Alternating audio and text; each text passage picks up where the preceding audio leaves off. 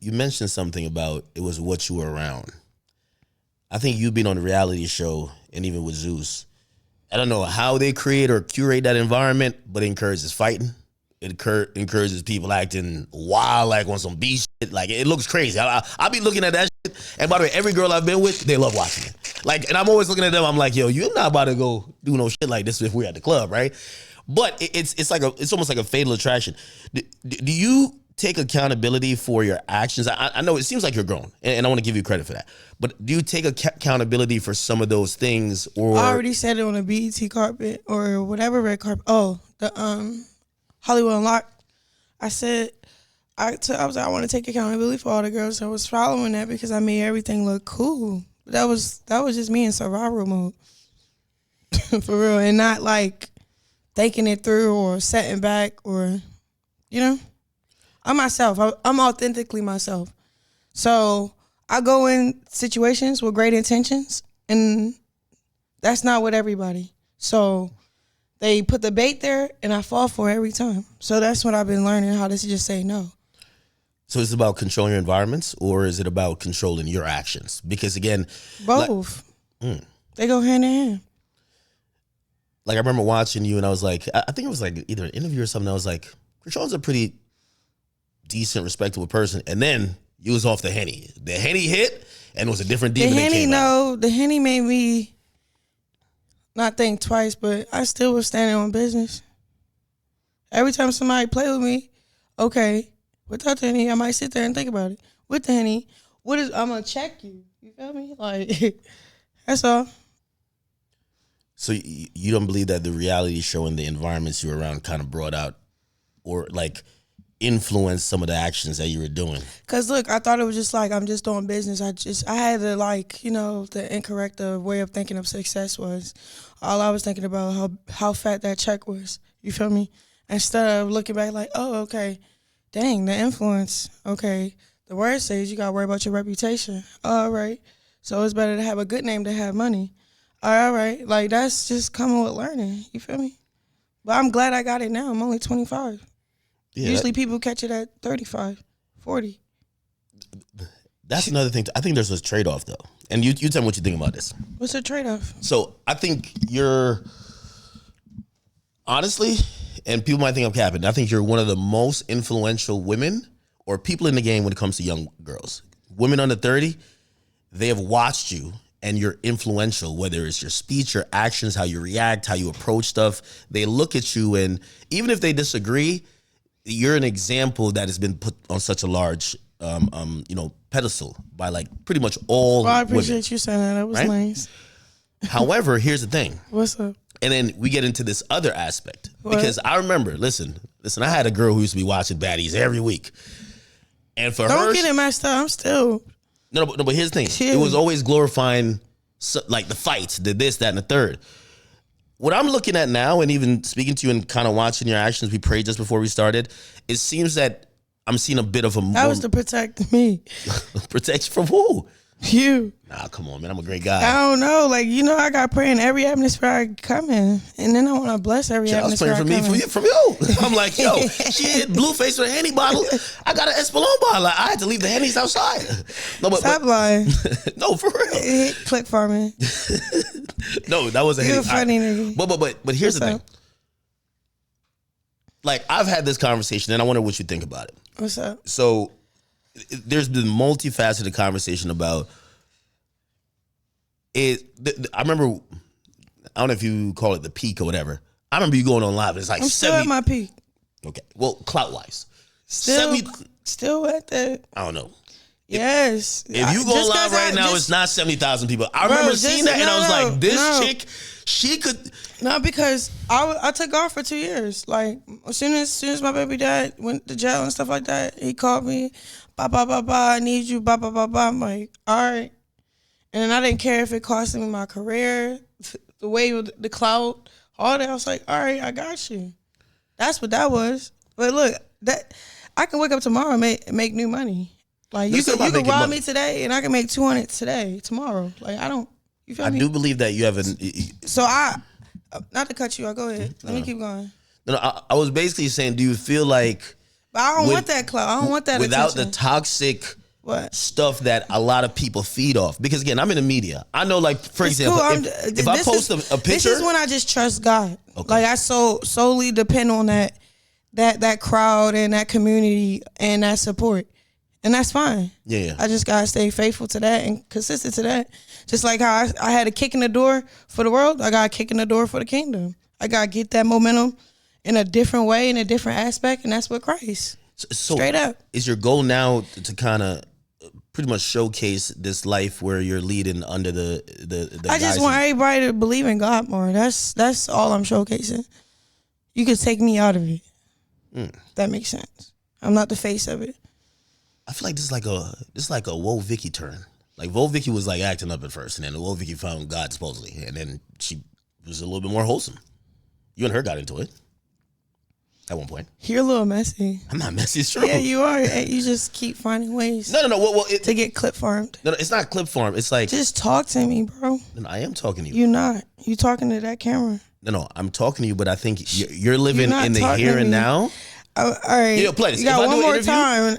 No, seriously. I'm gonna walk out. No, hear what I'm saying. What? What's up, bro? If I did an interview and I'm and people are interviewing me, I just interview you. Okay. I don't care about nobody else. No, but hear what I'm you. saying. They're gonna ask about Straight my past. Huh? They're gonna ask about my past. You're gonna be like, hey, well, you did a war in Chirac. They're gonna ask about it. So again, I'm acknowledging that there's some change, but I'm wondering.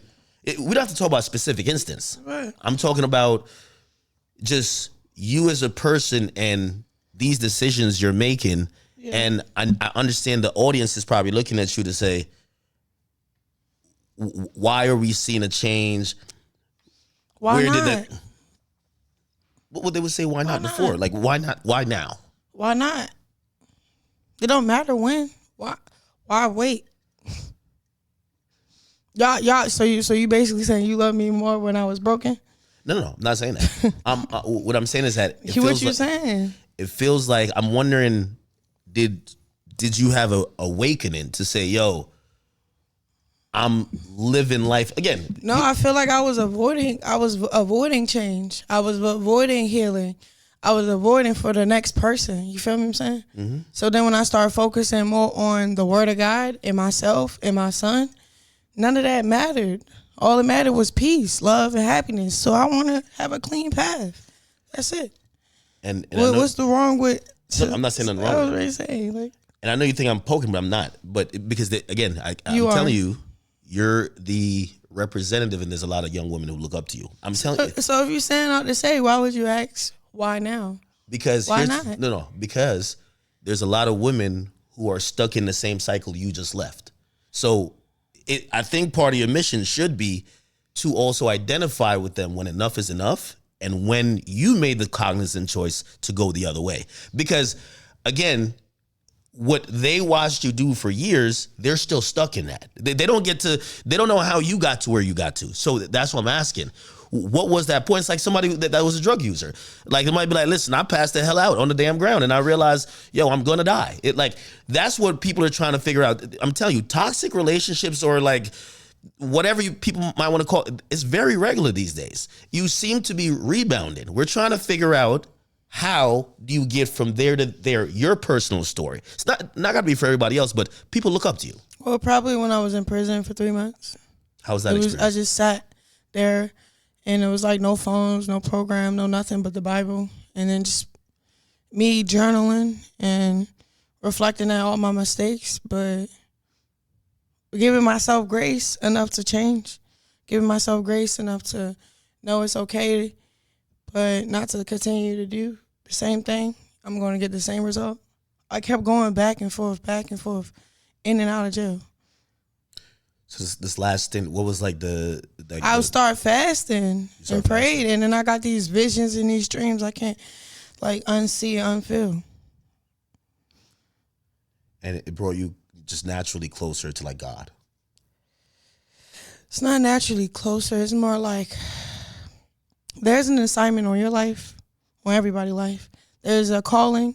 It's up to you to pick up that call. If you're not picking it up and you put in your flesh before God or anything before God, then I feel like, it's either like you want favor from the world or favor from God. I want favor from God. I don't want favor from the world. I already had that. I already felt how it felt. I don't want to be over there. I'm done with it for real. I like what I'm doing. So this new journey. It's just real safe. I'm safe over here. But you keep saying safe. Like, what was the danger that you were when you were locked up? Were you thinking? Because we're not up This could be worse? against. We're not up against, like, flesh and blood. We're up against. That's what the words say. Principalities, like, that roams in heavenly places. So, like, basically, like, it's like, I don't know how to really explain it. Answer the question again. Ask the question again.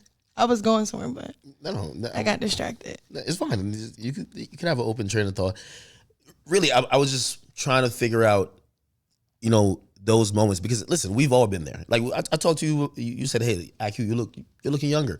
I told you I lost a good amount of weight. Why? There was a breaking point. There was a breaking point where I'm like, I think I'm going to probably be losing years of my life if I don't make a change. Right. And that was a very, like, there was, I remember the time. I remember the time.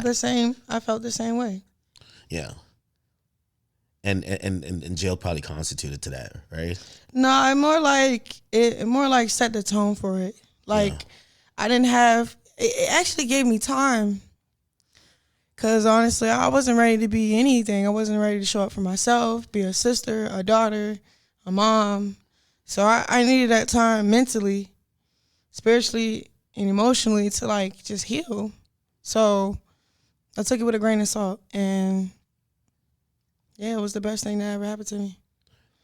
With that being said, do you then say, all right, when I get out of this situation, or if I'm going to now change my life and now pursue godly things to try to be the best version of myself, I got to leave certain people behind, stay away from certain things, don't indulge. And it's how hard sacrifice. Is that? It comes with pursuing it. It's like when you work out and you want abs. It's like, what, you gonna eat a burger or you eat some salad? You gonna be disciplined or you gonna, cut up? So I had to have discipline. Had to pick and choose. I'm still learning. How much do you fault, or maybe not fault? Fault might be the wrong word. Slip up? No, not slip up. Like, how much do you blame, like, even the environment or lifestyle that maybe Blueface? I don't even blame Blueface. I blame me just not being equipped for that environment. Cause look, I could sit around Blueface, but if I'm not strong enough to like show up how I'm supposed to show up, then I shouldn't be around there. But if I could show up how I'm supposed to show up in any place, in any room, and show the light of God, then okay. You feel what I'm saying?